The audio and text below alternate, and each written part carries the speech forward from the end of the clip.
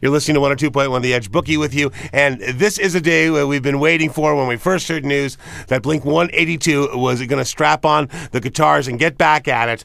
We now have all the info to join us to celebrate this. I got the band's bass player, Mark Hoppus. How you doing, Mark? I'm doing great. How are you today? Doing fine. It's like I'm considering this the official day of the start of summer and the summer rock season. And we've got the news here, August 23rd, Blink-182 and Weezer at the Molson Amphitheater. Give you all the details in a sec. But I guess let's turn the clock back a bit, Mark. When we saw you guys pop up at the Grammys that night, give us a little bit of the timeline backwards. When did this all come together? Well, we all started talking back in October of last year and just kind of coming back together as friends and talking and hanging out after 5 years of really hating each other's guts. And we just started hanging and got reconnected as friends. And then after a while, it came to that point, like when you're dating a lady and you have to have that, where's this relationship going talk. And we all really wanted to do what we've always done, which is tour and Blink and write music together and all that stuff. You know, it's impossible not to think of some of the incidents that happened, before that get you thinking about life. And obviously, when you've been to war with somebody and the thought that you might have woken up that one morning and Travis wouldn't have been lost, it has to bring perspective to things, doesn't it?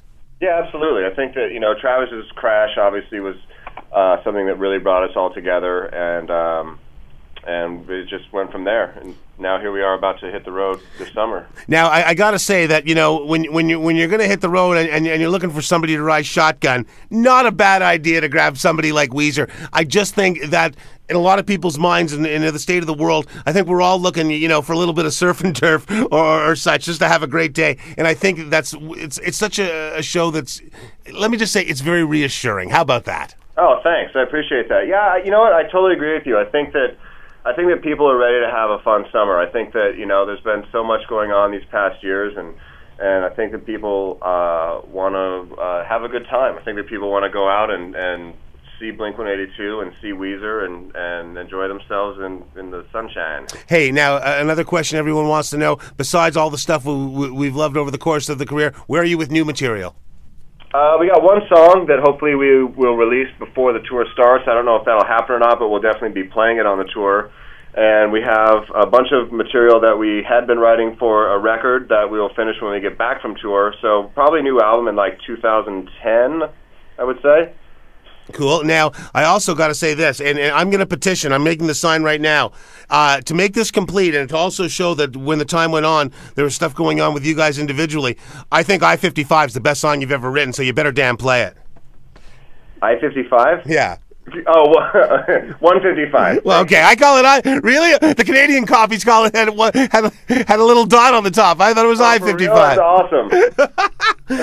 Listen, I thought, you know what? Especially with the summer, let's go down to the water. Come on, Yeah. I think that was almost an indication of how you spread out and changed the tempo of some of the stuff you were doing, mixing in.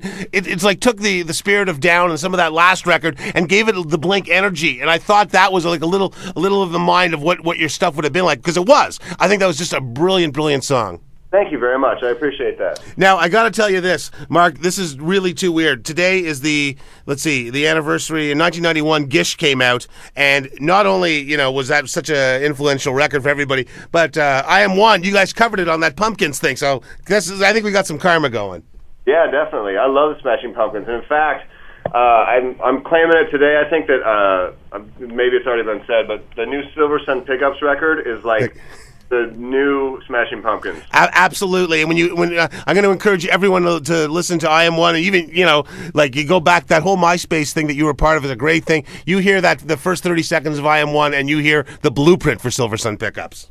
Yeah, for sure. Absolutely. And I do want to touch on this because I've been talking to some of the other artists that whose lives who he enriched so much. But it wasn't, in the time you were gone to Jerry Finn, who was so much a part of your music and so many others. We lost him. So I think there's a real reason to celebrate the work you did with him when you're back on tour and recording also.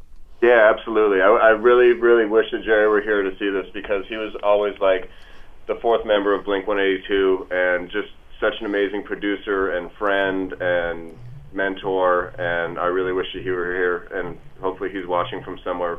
And I just got to say, just from Leno last week to when we see you on August 23rd and the stuff you're doing in the studio, I think it's also courageous that you're basically allowing the fans in to watch, to watch the warts and all, how you guys are shaking it off and growing. And I think that's also something that's nice and reassuring to know that you're not trying to hide anything. You're going to let us in along with this as you guys, sort of get your party pants on again, too. Yeah, absolutely.